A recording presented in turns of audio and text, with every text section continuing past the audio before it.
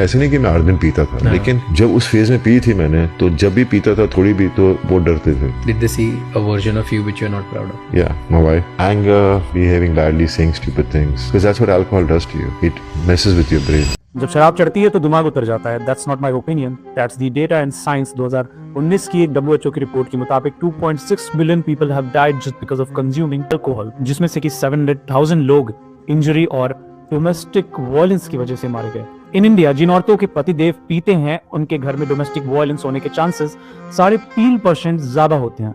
और बिहार में 80% लोगों ने बोला कि जब उनके घर में पतिदेव पीते हैं तो उनके घर में झगड़ा होना तय है. इन यूएसए 30 to 40% अल्कोहल का इन्फ्लुएंस मिला किसी भी डोमेस्टिक वायलेंस में.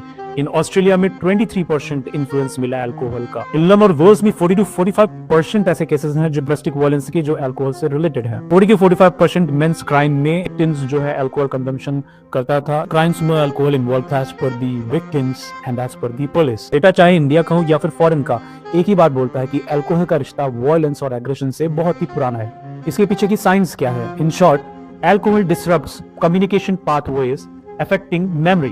आपको चीजें याद नहीं रहती and you make poor and impulsive decisions. आप जोश में वो चीजें कर जाते हो जो आप कभी होश में बिल्कुल भी नहीं करोगे.